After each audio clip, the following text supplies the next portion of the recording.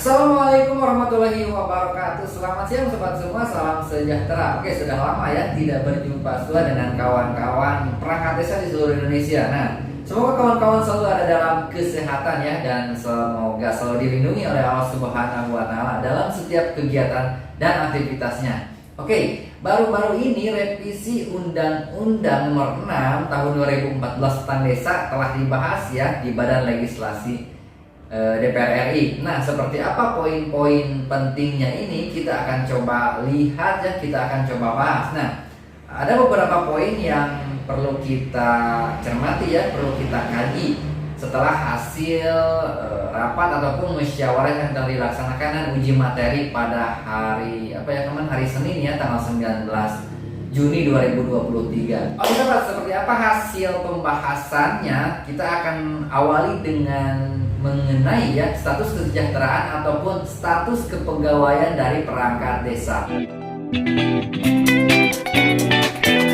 Oke, draft rancangan perubahan Undang-Undang Desa ini sudah menyebar ya di media sosial, baik media WhatsApp grup ataupun yang lainnya. Nah, kalau kita lihat juga ini di pasal 25 ini ada perubahan ya. Ada sisipan ataupun disisipkan pasal 25A ini mengenai status kesejahteraan ataupun status kepegawaian dari perangkat desa. Nah, oke, kita akan lihat ya di pasal 25 sampai 26 ini disisipkan pasal 25A. Nah, kita akan bacakan ya. Di antara pasal 25 dan pasal 26 disisipkan satu pasal, yaitu pasal 25A. Ini bunyinya seperti ini. Pasal 25A, perangkat desa sebagaimana dimaksud pasal 25 terdiri atas yang pertama itu unsur staf yang membantu kepala desa dalam menyusun kebijakan dan koordinasi yang mewadahi dalam sekretariat desa. Oke, ini hampir sama ya dengan pasal undang-undang yang lalu ya. Jadi ada sekretariatan, ada sekretaris desa, dan kepala urusan 3 ini diwadahi oleh sekretariat desa. Oke, poin B-nya, unsur pendukung tugas kepala desa dalam melaksanakan kebijakan yang diwadahi dalam bentuk pelaksana teknis dan unsur kewilayahan ya. Kalau ini kita sepakati juga ya, hampir sama, yaitu ada kepala seksi dan kepala kewilayahan atau disebut kadus ataupun kasun ataupun sesuai dengan penyebutan daerah ya, seperti apa penyebutannya. Nah, jadi ada kepala seksi ataupun kasih dan kadus ini masih ada ya. Oke, kita akan lanjut di poin keduanya. Unsur staf dan unsur pendukung sebagaimana dimaksud pada ayat 1 ini ya, ayat 1 ini adalah pegawai aparatur sipil negara yang diangkat dan diberhentikan dengan ketentuan perundang-undangan. Nah, di sini kita lihat ya. Saat ini perangkat desa masih belum jelas statusnya. Nah, di sini diusulkan kalau kita lihat ya, di sini kata-kata ini adalah pegawai aparatur sipil negara yang diangkat dan diberhentikan ketentuan perundang-undangan. Nah, jadi tanda tanya nih, apakah perangkat desa ini diangkat? Karena kita ketahui saat ini belum diangkat ya. Nah, apakah ada perekrutan baru dari ASN seperti itu ya? Ini mungkin butuh kejelasan dan seperti apa perincian kedepannya ini ya, seperti apa. Nah, ini butuh kejelasan juga ya. Oke, kita lanjut ke poin ataupun pasal 49 karena ini bersinggung ya, bersentuhan secara langsung. Kita lihat di pasal 49.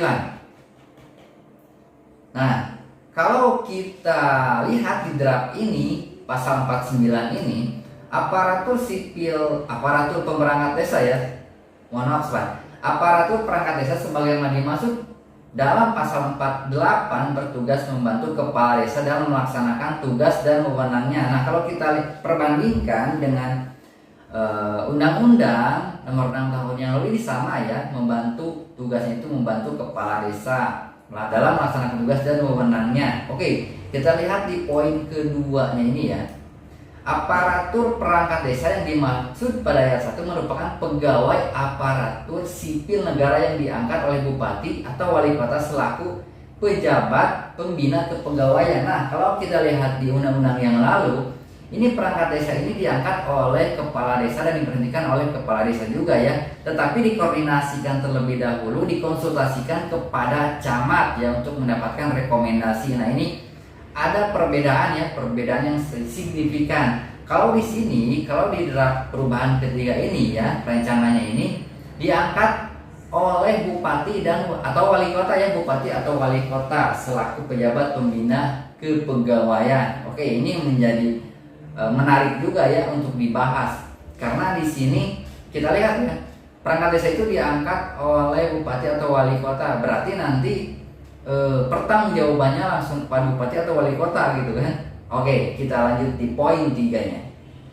Nah, dalam poin 3 ini kita lihat dalam melaksanakan tugas dan wewenangnya aparatur perangkat desa sebagaimana dimaksud pada ayat 1 tadi ya, bertanggung jawab kepada bupati atau wali kota melalui kepala desa. Nah, ini ya tadi nyambung ya. Dalam melaksanakan tugas dan wewenangnya jadi langsung bertanggung jawab kepada bupati atau wali kota melalui kepala desa. Nah, jadi bisa saja nanti untuk perekrutan pengangkatan dan pemberian perangkat desa itu oleh bupati atau wali kota, tidak melalui kepala desa atau tidak oleh kepala desa. Nah, karena tadi seperti apa nantinya kita perlu bahas ya, kita perlu simak seperti apa nantinya untuk perubahan ini ya, Undang-Undang Desa Nomor 6 Tahun 2014. Ini menarik ya mengenai apa ya, perangkat desa ini, karena di sini ada salah satu poinnya itu mengenai kesejahteraan dan status kepegawaiannya ini ya.